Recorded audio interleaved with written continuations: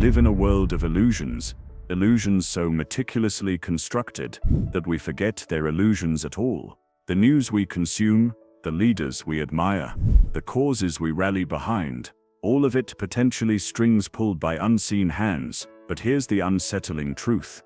Most people don't want freedom, they want comfort, certainty, a narrative, and there are always those willing to supply one at a cost. Machiavelli, often caricatured as the father of deceit, understood something profoundly disturbing about human nature. In his infamous work The Prince, he suggests that a ruler should not aim to be loved but feared, because fear is reliable. Fear makes people obedient, predictable, easy to mold. But what if Machiavelli had more in common with our modern media strategists than we care to admit? In today's world, control doesn't always look like a man in uniform shouting from a podium. It can wear a tailored suit and smile behind a teleprompter. It can be trending on your timeline or quietly reshaping your thoughts through a catchy slogan. We call it influence, but is it really that different from propaganda? We pride ourselves on freedom of choice. But what if the choices themselves are carefully curated illusions? The philosopher Noam Chomsky once said, "The smart way to keep people passive is to strictly limit the spectrum of acceptable opinion, but allow very lively debate within that spectrum." And that's exactly what modern power does. You think you're choosing between red and blue, left and right, this candidate or that one. But the framework never changes. The system never questions itself, it only adjusts its costume. Just like Machiavelli advised, a wise ruler lets people think they're free, even as he tightens the leash. In the 20th century, another puppet master emerged, Edward Bernays, the nephew of Sigmund Freud. He took Machiavelli's cynicism and merged it with psychology. The result? A new kind of manipulation, not through brute force, but through desire. Bernays didn't just sell products, he sold ideas. He convinced women to smoke by calling cigarettes torches of freedom. He helped governments sell wars. And all of it was done not by argument, but by appealing to your subconscious. It was no longer about controlling people through fear, but through dreams, through identity, through the stories people wanted to believe. Sound familiar? Here's the psychological catch. Most people want to obey. It's comforting to be told what to do. Studies like the infamous Milgram experiment proved it. People shocked strangers because an authority figure told them to. And they didn't feel guilty. They felt relieved. Responsibility is terrifying. So we delegate it. We let others decide what's good, what's evil, who's right, and who deserves to burn. And we call that civilization. But control needs more than just obedience. It needs an enemy, a villain to unite the people against, a scapegoat. Machiavelli advised rulers to use war and division to consolidate power. Stalin took it further. He created enemies out of thin air: doctors, farmers, intellectuals. Their crime: existing, thinking. In every era, those who seek power find a scapegoat, and the masses, afraid, confused, desperate for clarity, go along, because nothing rallies a crowd like a common enemy. Today we imagine ourselves above such primitive manipulation, but in many ways we've just refined the methods. Surveillance is now passive, accepted, even celebrated. We carry it in our pockets. Algorithms decide what we see, and dissent, it's drowned in a sea of memes, distractions and digital dopamine. We are more watched, more guided, more predictable than ever before, and yet we still believe we're free. So what do? Nietzsche warned that most people cannot handle the truth. They flee from freedom into the arms of comfort. Kierkegaard called it the sickness unto death, the despair of not being oneself. Real freedom begins with discomfort, with doubt, with saying I don't know. It requires that we think, not just feel, that we ask, not just consume, that we choose even when it hurts, because a truly free mind is dangerous, not to others, but to the illusions that keep us asleep. The greatest trick power ever pulled was convincing us we had none. But maybe, just maybe, waking up starts by asking, whose story am I living? And more importantly, whose story am I helping to tell? Humans crave simplicity, not because we're stupid, but because the world is overwhelming. Complexity threatens our sense of control.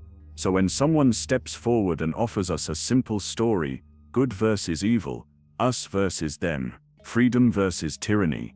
We listen, we want to believe. It's why populist leaders thrive, why conspiracy theories spread, why ideologies both left and right find loyal followers, not because they are accurate, but because they are emotionally satisfying. Machiavelli understood that people don't want truth, they want reassurance. A ruler doesn't need to be just convincing, and in an age of performance, conviction can be more powerful than fact. So ask yourself, when was the last time you changed your mind? Identity is one of the most potent tools of control. Once you identify as something, a patriot, a liberal, a Christian, a rebel, you become invested in the narrative attached to it. You'll defend it, rationalize it, die for it. Why? Because your sense of self is on the line. This is why modern power doesn't need to imprison you physically. It just needs to hijack your identity, turn your ego into a prison, make you a soldier in someone else's war, without you ever realizing it. Freedom is not just external, it's internal. It's the courage to stand naked before the world and say, I am not my label. But how many of us are that brave? Ironically, one of the most dangerous tools of manipulation isn't fear, it's hope. Hope sells revolutions. Hope fuels wars. Hope is used to justify suffering. Next year will be better. After the election, things will change. Just one more sacrifice, and we'll reach paradise. This is how tyrants justify cruelty, how systems delay justice, how followers become martyrs for dreams that never arrive. But hope, unexamined, is a leash, and those who control your hope, control you. As Orwell wrote, if you want a picture of the future, imagine a boot stamping on a human face forever. And still, we like to think of ourselves as rational, that we vote logically, choose based on evidence, judge fairly, but we don't. Cognitive biases, emotional triggers, tribal instincts, these rule us more than reason. We are not calculators, we are storytellers, and we will bend logic to fit the story we want to believe. That's why Machiavellian leaders don't appeal to reason, they appeal to emotion. They stir fear, trigger outrage, promise redemption, and they succeed not because people are dumb, but because people are human. So how do we escape? First, understand that you are not immune. No one is. Awareness isn't a destination, it's a practice. Daily, painful, uncomfortable. Read things that challenge you. Talk to people who disagree with you. Question your instincts. Sit with uncertainty. Freedom begins when you stop needing to be right and start needing to be honest. The modern Machiavellian doesn't need to silence you. He just needs to keep you distracted, angry, entertained. If you can resist that, if you can reclaim your attention, you've already begun to escape. But let's not romanticize truth. Awareness comes at a cost. Isolation, doubt, guilt. The world will not thank you for waking up. It may hate you for it.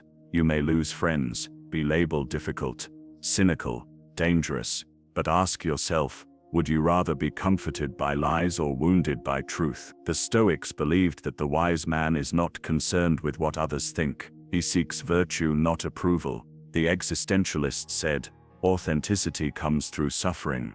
The price of seeing clearly is high, but the price of blindness is higher. Here's the secret those in power hope you never learn. You can write your own narrative, not the one sold to you by politics, or advertising, or tradition. Yours. You can choose meaning, choose values, choose what story you serve. You're not just a consumer, not just a voter, not just a demographic. You are consciousness, free will, fire. And when enough people reclaim their story, the puppet strings lose tension, the illusion fades, the machinery breaks. This isn't just philosophy, it's rebellion.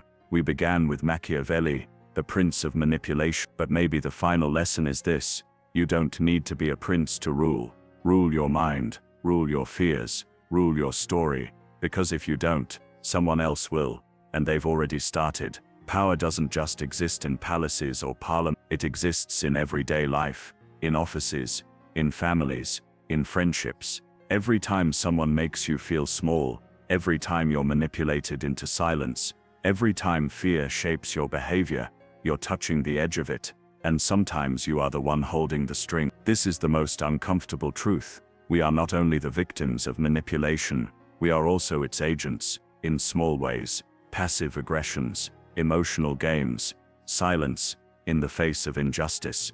To dismantle power, we must start with a version of it inside us. The tyrant isn't always a dictator. Sometimes it's our wounded ego.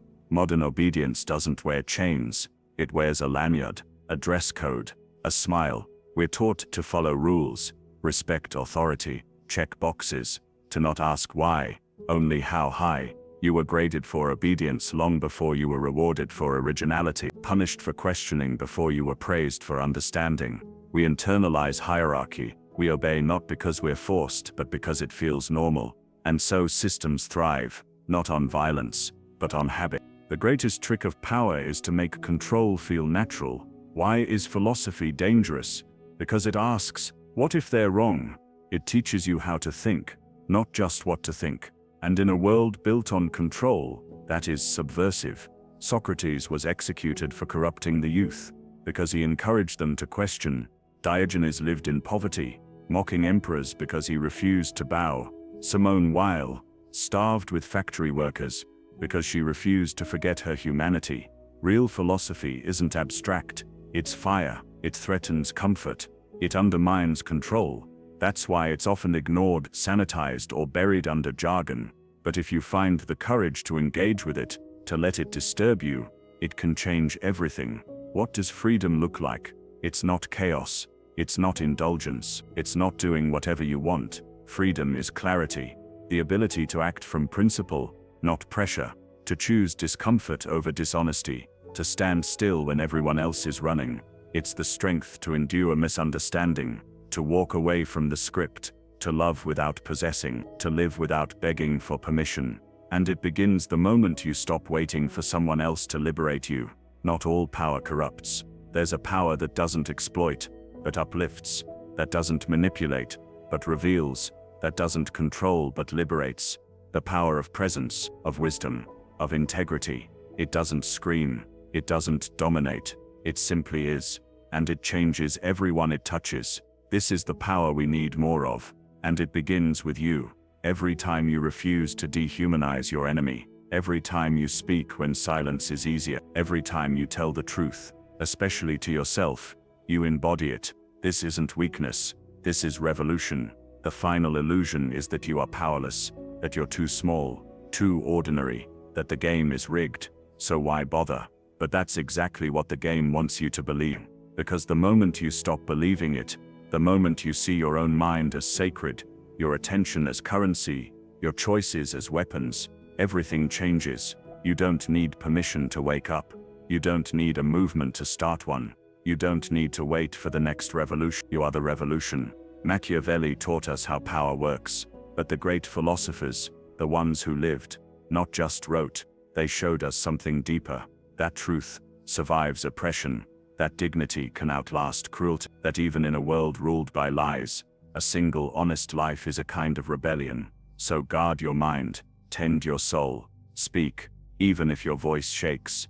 Because the moment you do, the fire spreads, and no tyrant, no machine, no lie can stop it. In an age where everything is ironic, and every ideal mocked, cynicism becomes a shield. We say nothing matters, not because we believe it, but because we're afraid to care.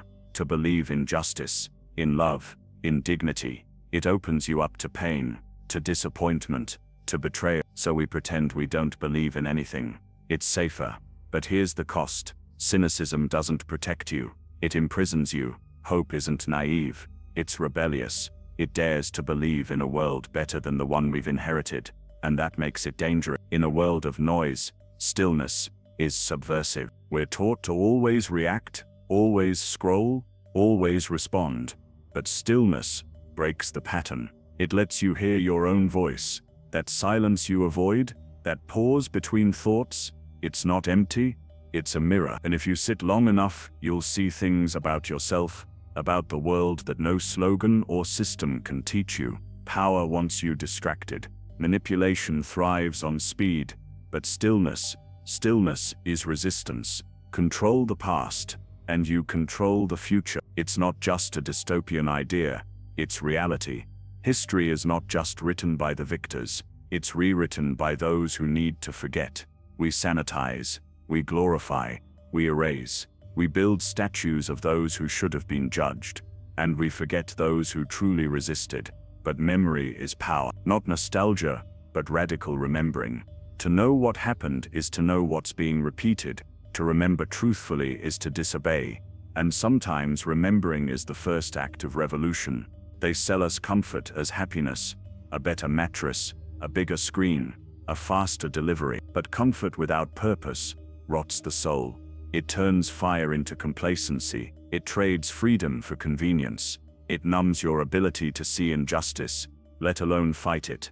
Many regimes never needed prisons. They just gave the people enough bread, enough entertainment, and silence became automatic. True peace isn't comfort, it's alignment between your actions and your values.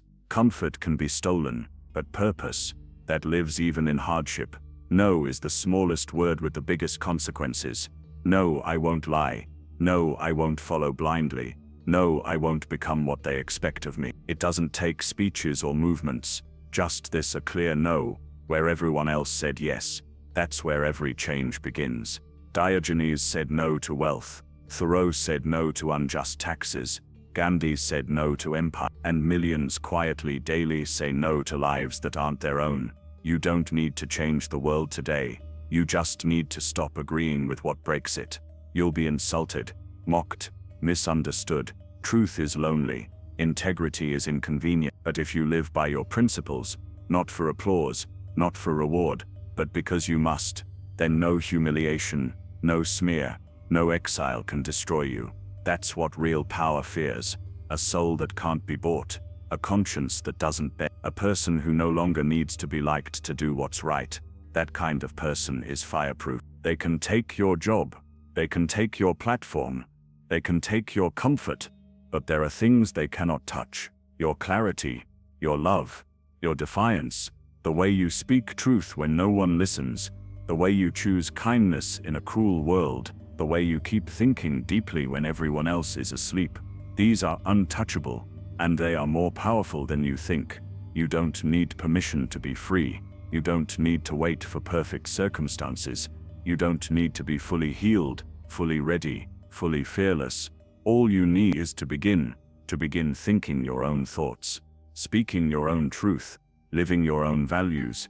The world may never reward you for it, but it will remember you for it, because when one person lives awake, others start to stir, and slowly, quietly the machinery breaks.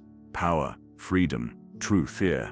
These are not abstract concepts. They live inside you, in your choices, in your silence, in your voice. The world may try to control you, but your mind, your spirit, your soul, that belongs to you. And when you finally claim it, no system on earth can own you again. Revolution doesn't always roar. Sometimes it whispers. It's the teacher who refuses to lie to her students about history, the worker who doesn't laugh at the cruel joke, the father who apologizes instead of shouting, the artist who paints what no one wants to see. This is where the real revolution lives, not in noise, but in depth, in the soul that chooses truth when no one's watching, in the ordinary person who dares to be fully human in a dehumanizing world. They don't need to chain you, they just keep you busy, too busy to think, too busy to ask why, too busy to notice the cage, because you're racing inside it. And when you collapse from exhaustion, they offer more stimulation, not rest. Productivity becomes religion, burnout, a badge of honor. But slow down, and the illusion cracks. You begin to see, it was never about your freedom, it was about your obedience. And the greatest rebellion, to stop, to breathe, to reclaim your time, not as a worker, but as a being. Some people can't sleep, not because of noise, but because of clarity. They've seen too much. They've felt the cost of silence. They've looked behind the curtain, and now, nothing feels the same. This isn't anxiety, it's awakening. And it hurts, because once you see the system, you can't unsee it. But that insomnia, that unrest, it's the first sign you're alive. You don't need to go back to sleep. You need to find others who are awake. There's a rage that destroys and a rage that heals. The sacred rage isn't loud, it doesn't scream for revenge. It burns for justice, It aches for repair. It cries not out of hatred, but because it loves too deeply to stay quiet. This rage doesn't destroy people. It destroys lies. It burns illusions. It clears space for something more honest, more human. And in that fire, something new begins. Society loves you when you're useful, when you fit, when you serve a purpose that benefits the system. But what happens when you speak too much truth? When your art no longer flatters? When your age, your wounds, your wisdom can't be monetized? They discard you.